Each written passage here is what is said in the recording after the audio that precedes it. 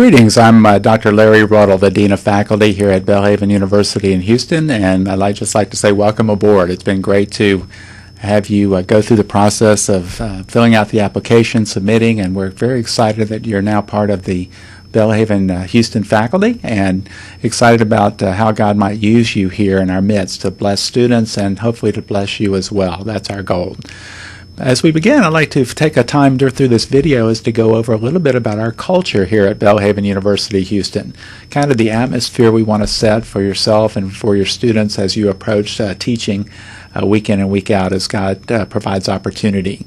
So we focus on three things at Belhaven Houston, and we first of all want to really be excellent in teaching content of the particular class that we're working with. Secondly, we want to bring in the Christian worldview and everything that we do. And thirdly, we want to encourage professionalism with our students.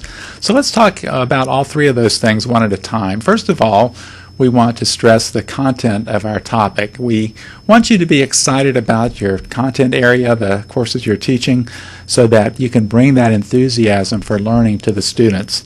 Not only the content from the modules that you'll be using, but also your professional experience, issues that are important, so that you almost bring a consultant mindset into the classroom, where you're not only teaching the material, but you're also leading and guiding the students on how to be excellent in applying the material.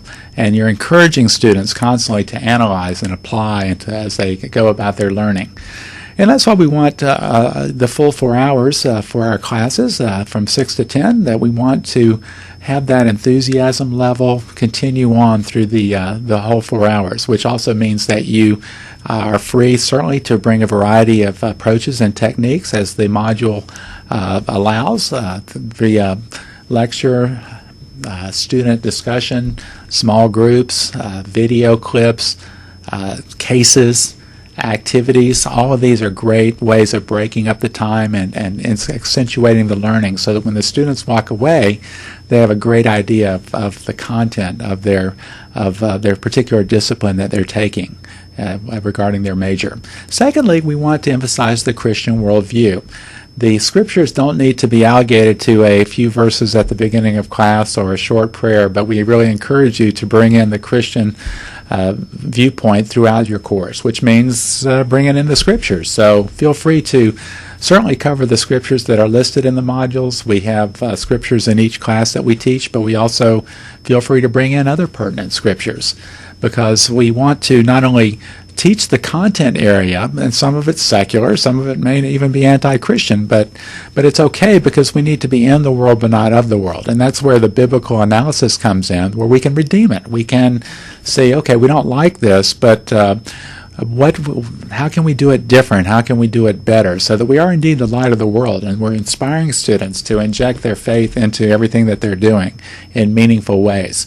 So we want to bless students, bless you, to feel free to bring that Christian worldview in, so that students see that their faith is not something that they have to just put on the side and break out maybe on Sundays, but something that is an integral part of everything that they're doing and learning as well.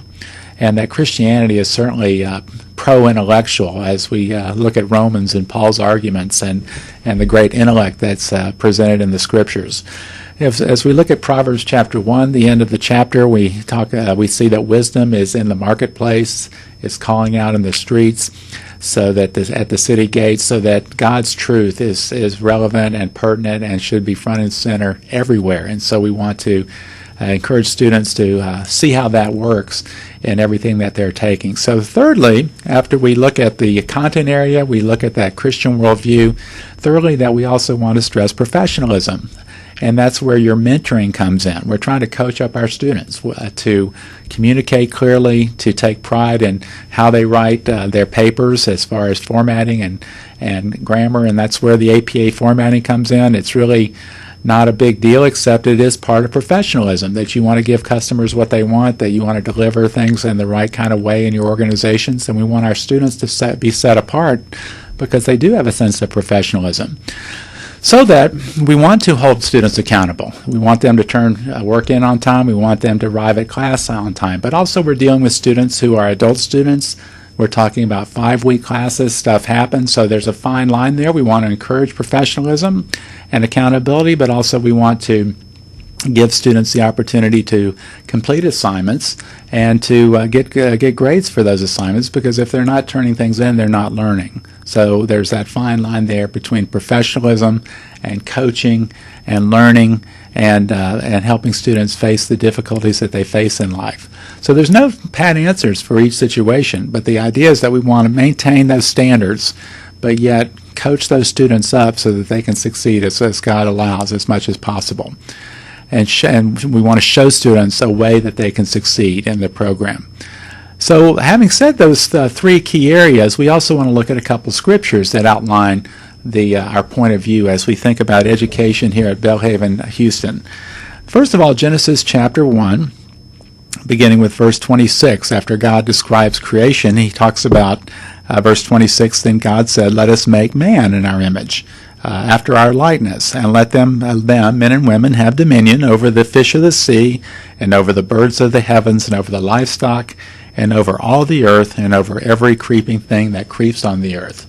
So God gives us a direction. We have a purpose as human beings, is to take care of God's creation and to work, as we learn in Genesis 2 when God commands Adam and Eve to take care of the garden.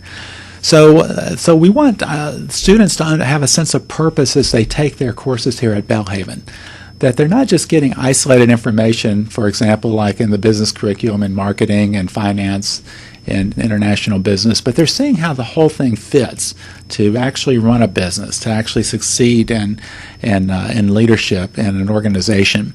And this means that we need to be thinking of, in each course, thinking of how our part of the picture fits in with the whole topic.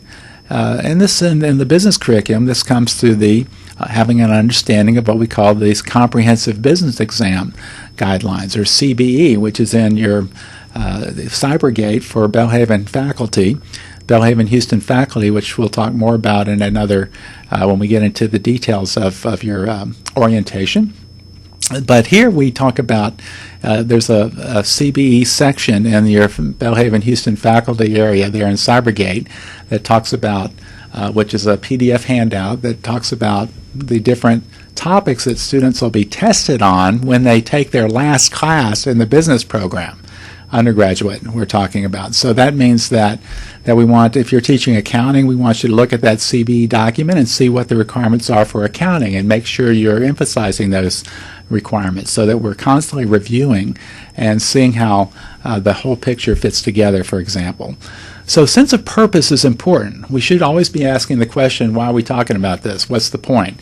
And that's where your analysis is fine. If you're talking about a topic that you disagree with, maybe in sociology, for example, there's a secular topic, there's no problem with presenting the secular topic, but then you want to talk about it. You want to see the purpose and redeem it as we apply the Christian worldview as well. So organization and a sense of purpose and seeing how the particular topics fit in with the whole picture is important, but also another scripture.